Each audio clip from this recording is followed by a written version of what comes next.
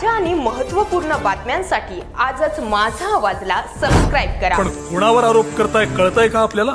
आम्ही बृहस्पती मानतो त्यांना। मी जर खोटं बोलत असन तर यांच्याच गळ्यातल्या तलवारीनं जीभ छाटा माझी। येत्या 11 ऑक्टोबर रोजी मोठ्या दिमाखात फुलवंती ह्या मराठी चित्रपटाची सुरुवात होणार असल्याची माहिती चित्रपटाच्या मुख्य नायिका प्राजक्ता माळी यांनी मासुळकर कॉलनी पिंपरी येथे दिली आहे। पाहूयात सविस्तर बातमी। नमस्कार, मी प्राजक्ता माळी। आमचा सिनेमा फुलवंती 11 ऑक्टोबर पासून संपूर्ण महाराष्ट्रात प्रदर्शित होतोय। आजवरचा सर्वात मोठा भव्य दिव्य बिग बजेट असा हा सिनेमा आहे। तुम्ही ट्रेलर बघा, तुमच्या लक्षात येईलच। मदन मंजिरी आणि फुलवंती 2 गाणी सुद्धा आउट झालेली आहेत। नृत्यमय संगीतमय भेट आहे, अतिशय उत्तम कथानके, कलाकारांची फौज आहे। तर हा चित्रपट 11 ऑक्टोबर पासून नक्की बघा।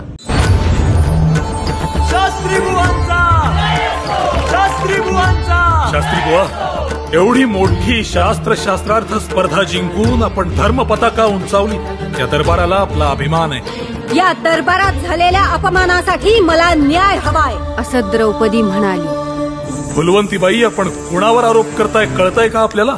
आम्ही बृहस्पती मानतो त्यांना। मी जर खोटं बोलत असन तर यांच्याच गळ्यातल्या तलवारीनं जीभ छाटा माझी।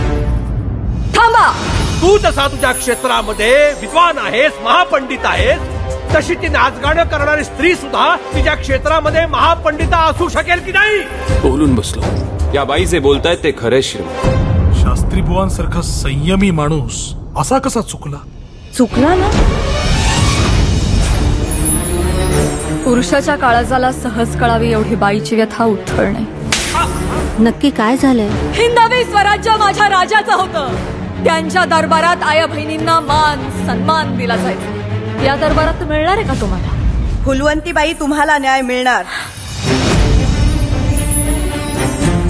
भर दरबारात तुमच्या या महापंडिताला आव्हान देते मी।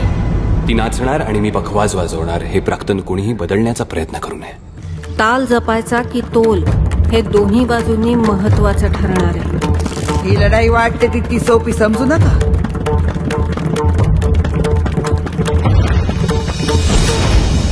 तुमच्या आव्हानास मी तयार आहे। तुम्ही? मी पण तयार आहे तुमच्या आव्हानाला।